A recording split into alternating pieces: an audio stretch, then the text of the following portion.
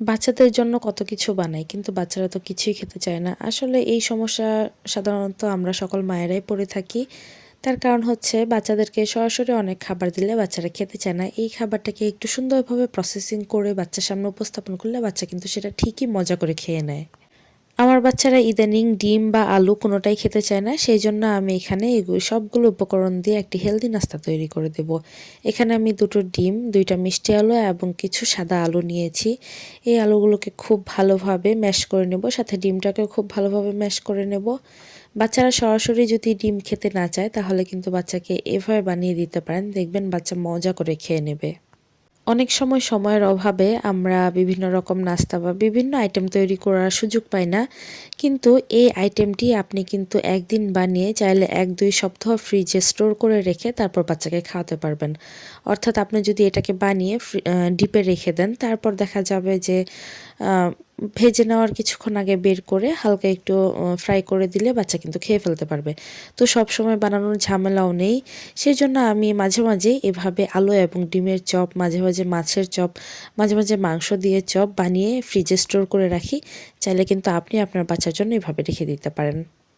এই খাবারগুলো কিন্তু বাচ্চার মুখের রুচি পরিবর্তন করবে, আর বাচ্চা নতুন খাবার দেখলে কিন্তু অবশ্যই মজা করে খেয়ে নেয়। সকল বাচ্চারাই কিন্তু দেখা যায় যে নতুনত্ব পছন্দ করে। একঘেয়েমি খাবার আমাদের বড়দেরও যেমন বোর লাগে, বাচ্চাদের তো আরও বেশি বোর লাগে। তো তারপর এখানে আমি সামান্য একটু আটা নিয়েছি, পরিমাণ মতো লবণ, মরিচের গুঁড়ো, হলুদের গুঁড়ো এবং সজের গুঁড়ো দিয়ে নিলাম। সবগুলো উপকরণ খুব ভালোভাবে আবার মিশিয়ে নেব। তারপর এখানে ছোট ছোট ডো করে হালকা তেলে ভেজে নেব। যেহেতু এটা বাচ্চার জন্য আমি বানাচ্ছি, সেজন্য আমি এটা ডুবো তেলে ভাজবো না, আবার একেবারে যে তেল ছাড়া এটা ভেজে নেব সেরকমটাও নয়। সেই জন্য আমি অল্প একটু তেল ব্যবহার করছি। মা না হলে আসলে জানতেই পারতাম না যে আমি এত ভালো রাঁধুনি।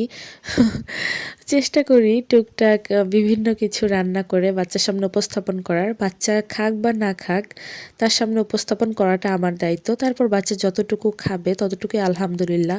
হয়তো বেবি সম্পূর্ণ খাবারটা শেষ করবে না, কিন্তু ওরা না শেষ করুক, আমি তো খেতে পারবো। এই খাবারটা সেরকম একটি মজাদার খাবার যে বাচ্চা না খেলেও আপনি কিন্তু ঠিকই খেয়ে ফেলতে পারবেন। আর এই যে দেখতে পাচ্ছেন, এইগুলো হচ্ছে আমি ফ্রিজে রেখে দেবো, পরবর্তীতে দরকার হলে আবার ভেজে নেব। আমার যেহেতু টুইন বেবি, তাই সব সময় যে বানিয়ে একদম টাটকাটা সার্ভ করব সেটা আসলে পসিবল না। তো সেই জন্য কিছুটা ফ্রিজে স্টোর করে রাখলাম, যে পরবর্তীতে যখন আবার প্রয়োজন হবে আমি সেটা ভেজে বাবুকে আবার খাওয়াতে পারবো। তো আপনারা চাইলেও সেরকম করে নিতে পারেন। আর বাচ্চা কিন্তু এই খাবারটা দেখে অবশ্যই পছন্দ করবে। অনেকেই বলতে পারেন যে তেলে ভাজা খাবার বাচ্চার গ্যাস হবে কিনা। আসলে এই সামান্য একটু তেলের খাবার বাচ্চার গ্যাস হওয়ার কথা নয়, সাধারণত আমার বাচ্চাদের হয় না।